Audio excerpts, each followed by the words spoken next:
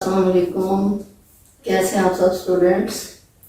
आज जी बेटा हम कर रहे हैं पार्ट 2 केमिस्ट्री की बुक जो है, और उसमें हमने स्टार्ट किया हुआ है chapter number 7।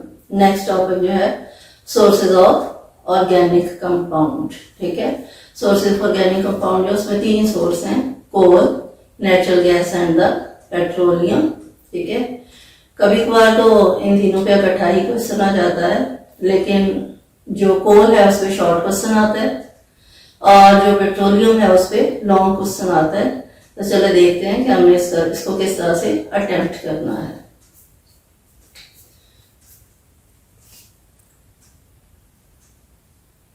Sources of organic compounds, sources of organic compounds हमारे पास जो है इसके 3 सोर्स हैं, coal, natural gas and petroleum. ठीक हो गया। चलिए हम स्टार्ट करते हैं कोल से।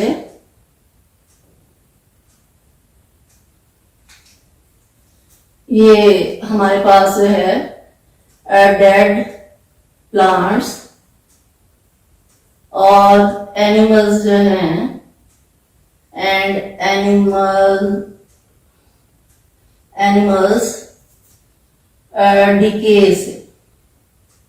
अब डिके के मीनिंग्स क्या है, कहता है कि जब प्लांट्स जो है वो गिर जाते हैं और एनिमल्स जो है वो डेड हो जाते हैं, तो वो जमीन के अंदर जो है वो जिस तरह से दफन होते जाते हैं अर्थ क्रस्ट के अंदर, क्योंकि उनके ऊपर जो मिट्टी की लेयर्स है वो डिपॉजिट होती जाती हैं, तो वो डिके हो जाते हैं।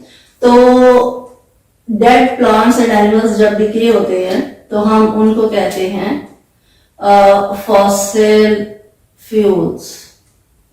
ठीक है, उनको हम फॉसिल फ्यूल्स का नाम जो है वो लेते हैं। ठीक है, अब हमारे पास जो है कोल जो है वो हमें डिफरेंट फॉर्म्स में जो है वो हासिल होता है। डिफरेंट फॉर्म्स का मतलब होता है कि कोल जो है उसमें कार्बन जो है उसकी परसेंटेज होती है, और जब हम कार्बन की परसेंटेज को बढ़ाते चले जाते हैं तो that is called the carbonization of coal. Carbon की percentage, to increase the percentage of carbon is called carbonization. अब यहां पे जो क्वेश्चन आता है, how carbonization of coal take place, how carbonization of coal take place. अब इसमें हमारे पास जो है वुड जो कि हमें हासिल होती है from dead plants and animals से। ठीक है, उस पे बैक्टीरियल और केमिकल रिएक्शन होता है, बैक्टीरियल और केमिकल रिएक्शन होता है, तो वो वुड जो है वो चेंज हो जाती है पीट में।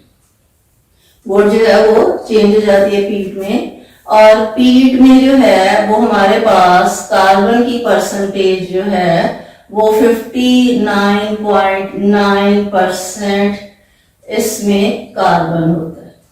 ठीक है, उसके बाद जो पीट है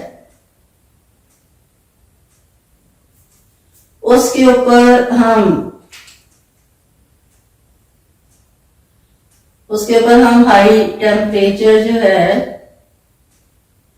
हाई टेम्परेचर जो है वो हम उसके ऊपर जब पड़ता है तो पीट जो है that is changed into lignite पीट इज चेंज्ड इनटू लिग्नाइट, और इसमें अबाउट हमारे पास जो है 69.8% कार्बन होती है। ठीक हो गया। उसके बाद जो लिग्नाइट है उसके ऊपर हाई टेम्परेचर और हाई प्रेशर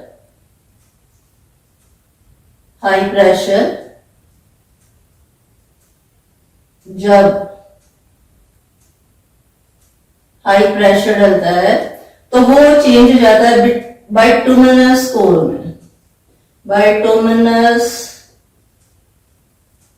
कोल में। और बाइटुमिनस कोल जो है उसमें हमारे पास जो है कार्बन की परसेंटेज अबाउट 78 to 80% जो है वो हमारे पास इसमें कार्बन होता है। उसके बाद बाइटुमिनस कोल जो है, बाइटुमिनस कोल जो है उसकी कार्बनाइजेशन की जाती है हाई टेम्परेचर और प्रेशर पे, तो वो एंथ्रासाइट में चेंज हो जाता है। और एंथ्रासाइट में जब चेंज हो जाता है तो इसमें अबाउट 91% जो है वो कार्बन होता है। ठीक हो गया। अब यहाँ पे हमने ये एक तरह से शॉर्ट क्वेश्चन आ जाता है और ये वेरी इंपॉर्टेंट शॉर्ट क्वेश्चन है। How carbonization of coal take place. इसके लिए जो है हमने कहा कि कोल जो है डेड प्लांट्स और एनिमल्स जो है उससे हमें हासिल होता है। क्वेश्चन जो है वो आता है how carbonization of coal take place. तो हमारे पास जो वुड है वो हमें डेड प्लांट्स एंड एनिमल से हासिल होती है। उसके ऊपर जब बैक्टीरियल एंड केमिकल रिएक्शन होता है तो वो पीट में चेंज हो जाती है जिसमें 59.9% कार्बन होता है। फिर पीट जो है उसके ऊपर हाई टेम्परेचर का इफेक्ट होता है तो वो लिग्नाइट में चेंज हो जाता है, उसमें अबाउट 69.8% कार्बन होता है। वेरी करती है, फिक्स नहीं है ये अमाउंट्स। उसके बाद लिग्नाइट जो है उस पे हाई टेम्परेचर और प्रेशर जो है वो इफेक्ट करता है, वो बाइटुमिनस कोल में चेंज हो जाता है जिसमें अबाउट 78 से 80% तक जो है वो कार्बन होता है। यहाँ पे देखिए मैंने वेरिएशन लिख दी कि यहाँ से लेके यहाँ तक कोई भी परसेंटेज जो है वो पाई जा सकती है। उसके बाद बाइटुमिनस कोल जो है वो एंथ्रासाइट में चेंज हो जाता है। तो एंथ्रासाइट पे चेंज होने पे हमारे पास जो है 91% उसमें कार्बन होता है। तो कार्बन की परसेंटेज जो है उसका इंक्रीज होना, कार्बन की परसेंटेज का इंक्रीज होते जाना जो है it is called carbonization. Okay हो गया। ये बहुत इंपॉर्टेंट शॉर्ट क्वेश्चन है, इसको अच्छी तरह से याद कीजिएगा और इसकी परसेंटेजेस लिखना जो है वो बहुत जरूरी है। और इसकी परसेंटेजेस जो है वो आपको यानी कि कोई भी परसेंटेज जो है वो आपको एमसीक्यू में पूछी जा सकती है। ओके ठीक है, इसको अच्छी तरह से याद करके बार बार लिखा करें। मैंने आपसे कहा था कि एक दिन में कम से कम 3 शॉर्ट क्वेश्चन जो है वो याद करके लिखा करें। इस तरह आपके पास एक मंथ में 90 शॉर्ट क्वेश्चन जो है हो जाते हैं। और अगर आप 3 क्वेश्चन है वो नहीं कर सकते तो आप एटलीस्ट 2 क्वेश्चन जो है वो कर लिया करें और उसको लिख लिया करें, तो आपके पास एक मंथ में 60 शॉर्ट क्वेश्चन जो है वो बन जाते हैं और उसको बार बार रिपीट करते रहा करें। Okay, thank you, Allah Hafiz.